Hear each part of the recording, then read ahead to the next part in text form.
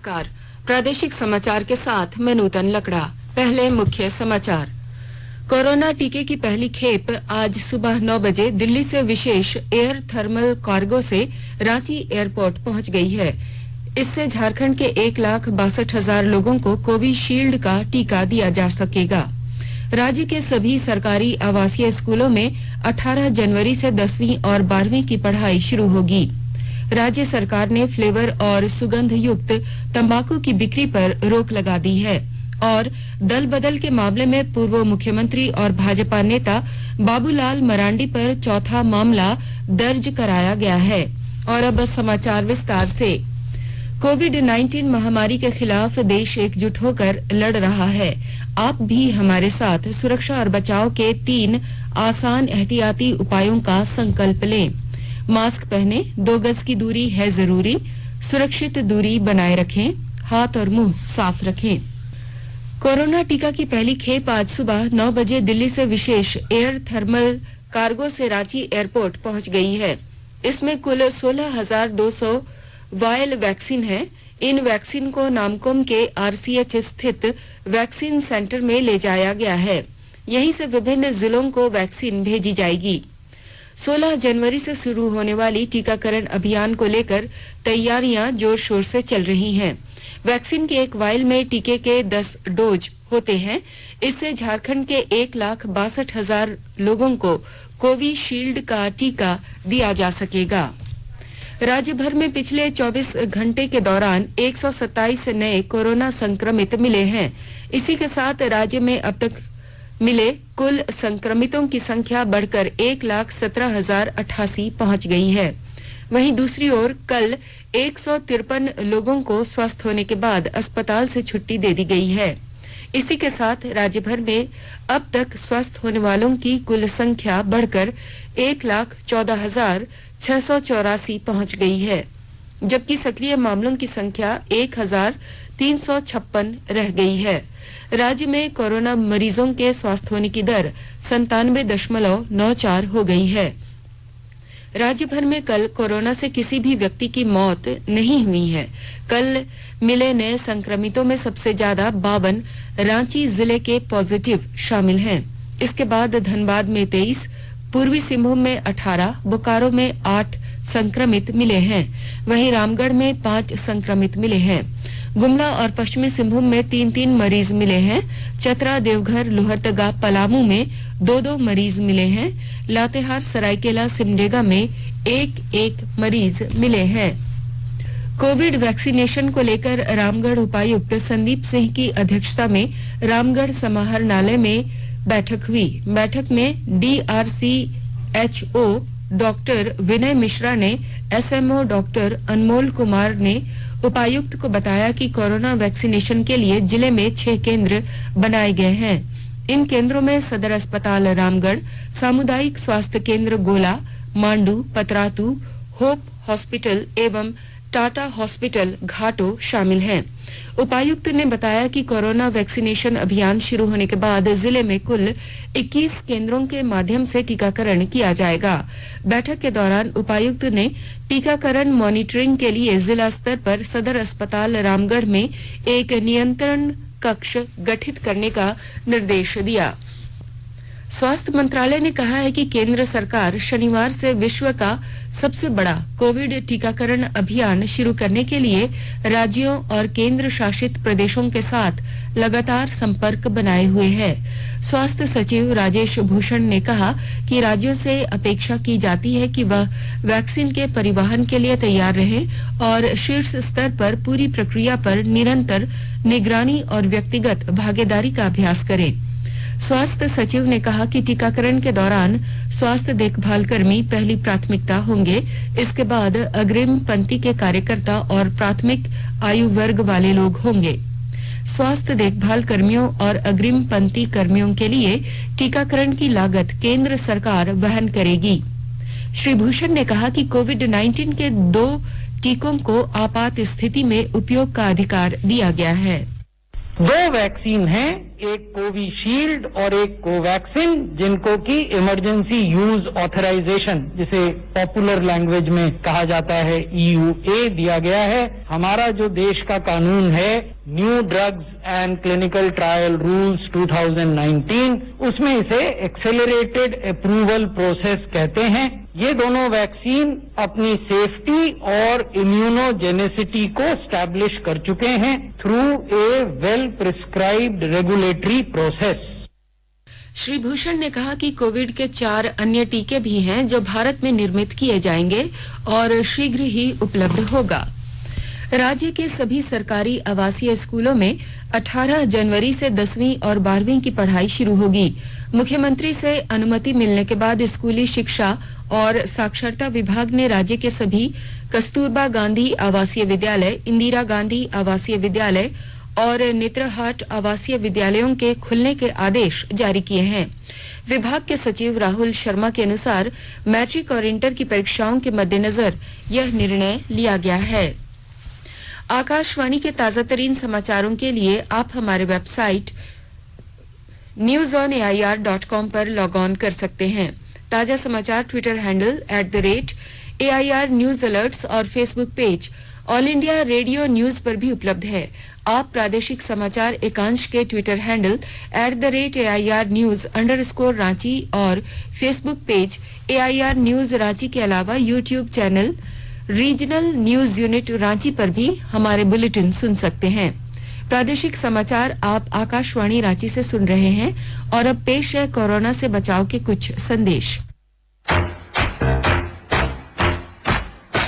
चलो मिलकर एक शुरुआत करें, चलो एक फैसला आज करें, मास्क नहीं तो टोकेंगे, कोरोना को रोकेंगे, चलो एक वादा करते हैं, चलो एक वादा करते हैं, मास्क नहीं तो टोकेंगे, कोरोना को रोकेंगे। भारत सरकार द्वारा जनहित में जारी। कोविड-19 से बचाव और सुरक्षित रहने के 3 उपाय। मास्क लगाएं, 2 गज दूरी है जरूरी, सुरक्षित दूरी रखें, हाथ और मुंह साफ रखें। राज्य सरकार ने फ्लेवर और सुगंध युक्त तंबाकू की बिक्री पर रोक लगा दी है। वैसे अब किसी तंबाकू उत्पाद की बिक्री नहीं होगी जिसमें मसाले, केसर, केवड़ा, मेंथोल तथा तेल आदि का इस्तेमाल कर उसे सुगंधित या रंगीन बना दिया गया हो। राज्य सरकार ने एक ही दुकान पर पान मसाला के ट्विन पैक की बिक्री पर भी रोक लगाई है। यह आदेश 1 वर्ष तक लागू रहेगा। जानकारी हो कि सरकार ने गुटखा पर पहले से ही प्रतिबंध लगा रखा है। इसके साथ ही लाइसेंस लेकर तंबाकू उत्पाद बेचने वाली दुकानों को अब कोई अन्य खाद्य पदार्थ नहीं बेचा जा सकेगा। दल बदल के मामले में पूर्व मुख्यमंत्री और भाजपा नेता बाबूलाल मरांडी पर चौथा मामला दर्ज किया गया। विधायक दीपक पांडे की शिकायत पर स्पीकर के ट्रिब्यूनल मामले दर्ज किया गया है। इस मामले में बाबूलाल को नोटिस जारी किया गया है। उन्हें 21 जनवरी को अपना पक्ष रखने को कहा गया।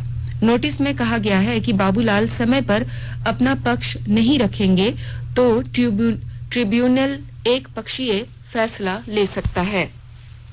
धनबाद कोर्ट मोड़ स्थित नवनिर्मित सदर अस्पताल में अब सुबह 9 बजे से रात 8 बजे तक ओपीडी सेवा शुरू होगी। जिला प्रशासन और स्वास्थ्य विभाग के प्रयास से यह सेवा शुरू हो गई है। अस्पताल में 3 पाली में डॉक्टरों की ड्यूटी रोस्टर लगाई गई है। पहली पाली की सेवा सुबह 9 से 1 बजे तक, दूसरी पाली दोपहर 1 बजे से शाम 5 बजे तक और तीसरी पाली में शाम 5 बजे से रात 8 बजे तक चलेगी। रविवार को सुबह 9 बजे से दोपहर 3 बजे तक ओपीडी खुला रहेगा।